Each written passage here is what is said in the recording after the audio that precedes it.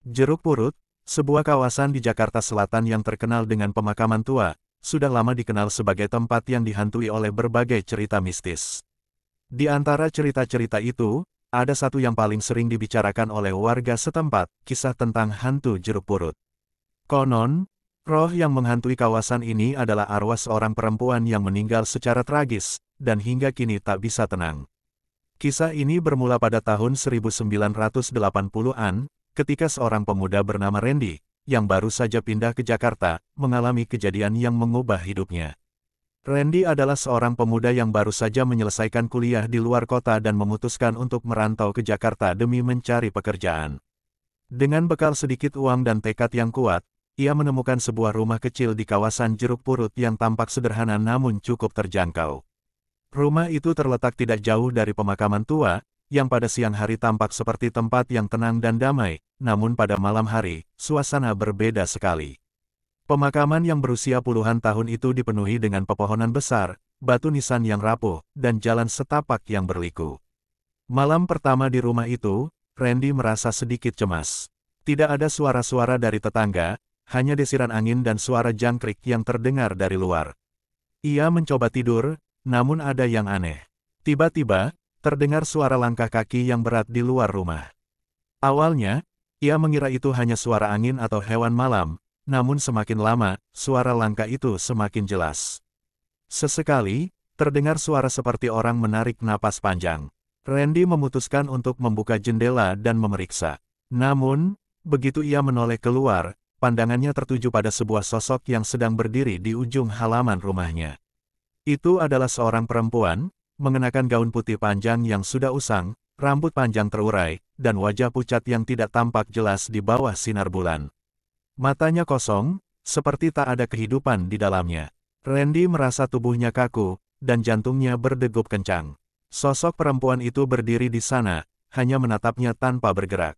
Dalam sekejap, perempuan itu mulai mendekat, berjalan perlahan namun pasti.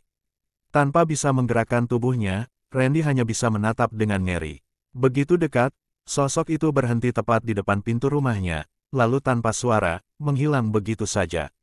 Randy yang ketakutan segera menutup jendela dan mencoba tidur, namun perasaan takut itu terus menghantui pikirannya sepanjang malam. Pagi harinya, ia berusaha menenangkan diri dan berpikir bahwa mungkin itu hanya mimpi atau ilusi. Tetapi, di dalam hati, ia tahu ada yang tidak beres dengan tempat itu. Beberapa hari kemudian, Randy mendengar cerita dari seorang tetangga yang sudah lama tinggal di sekitar Jeruk Purut.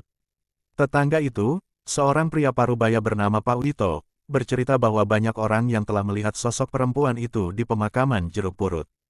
Pak Wito menceritakan bahwa perempuan tersebut adalah arwah seorang wanita muda yang meninggal tragis di kawasan itu pada akhir 1950-an. Diceritakan bahwa wanita itu, yang bernama Sari, adalah seorang gadis cantik yang tinggal bersama orang tuanya di sekitar Jeruk Purut. Suatu malam, ia ditemukan tewas di dekat pemakaman, dengan kondisi mengenaskan dan tanpa tanda-tanda kehidupan. Beberapa orang mengatakan bahwa ia menjadi korban pembunuhan, sementara yang lain percaya bahwa ia tewas karena kecelakaan tragis saat berlari ketakutan. Arwah Sari diyakini masih terperangkap di kawasan itu, tak bisa tenang, dan sering muncul di malam hari, terutama di sekitar pemakaman. Ia dikenal dengan sebutan, hantu jeruk purut, karena sering terlihat berjalan di antara batu nisan dan pohon-pohon besar yang tumbuh di sana. Randy yang penasaran memutuskan untuk mengunjungi pemakaman jeruk purut pada malam hari. Ia ingin mencari tahu lebih lanjut tentang hantu yang selama ini menghantui pikirannya. Ketika malam tiba, ia dengan hati-hati melangkah menuju pemakaman tersebut. Udara terasa dingin, dan malam itu gelap tanpa bintang. Jalan setapak yang sempit semakin sunyi dan sepi, hanya ada suara angin yang berdesir di antara dedaunan. Sesampainya di tengah pemakaman, Randy merasa ada yang aneh. Semakin lama, langkahnya semakin terasa berat, seperti ada sesuatu yang menghalangi gerakannya.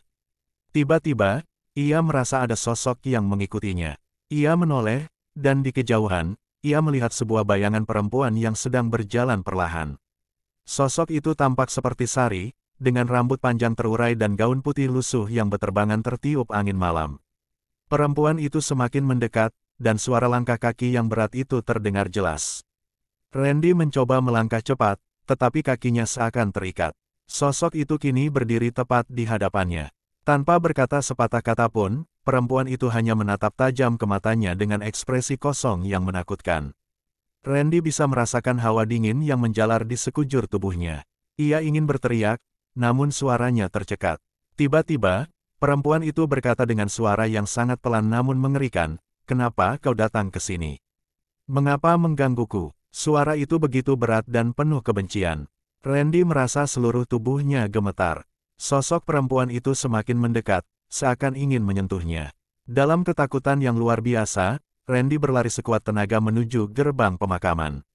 Begitu sampai di luar pemakaman, ia menoleh, dan perempuan itu sudah tidak ada lagi. Randy tidak tahu harus berbuat apa. Ia merasa sangat terguncang oleh kejadian itu, dan seketika, pikirannya dipenuhi dengan pertanyaan. Apa yang terjadi dengan Sari? Mengapa ia tidak bisa menemukan kedamaian?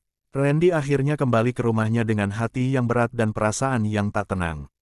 Meskipun ia sudah meninggalkan kawasan Jeruk Purut beberapa hari kemudian, perasaan aneh itu terus menghantuinya. Cerita hantu Jeruk Purut tetap hidup hingga kini di kalangan warga sekitar. Banyak yang mengaku masih melihat sosok perempuan itu berjalan di pemakaman, mencari jawaban atas penderitaannya yang belum selesai. Beberapa orang yang berani melewati pemakaman pada malam hari sering merasakan kehadirannya, dengan hawa dingin yang menyelimuti tubuh mereka dan suara langkah kaki yang mengikuti dari belakang. Dan di Jeruk Purut, tak ada yang benar-benar tahu apa yang menyebabkan arwah Sari terperangkap begitu lama. Ada yang bilang, ia hanya ingin menemukan pelaku yang menyebabkan kematiannya. Ada juga yang percaya bahwa ia hanya ingin merasakan kedamaian yang tak pernah ia dapatkan di dunia. Namun, satu hal yang pasti, kehadirannya akan terus menghantui siapapun yang berani menginjakkan kaki di pemakaman Jeruk Purut, terutama pada malam yang gelap dan sunyi.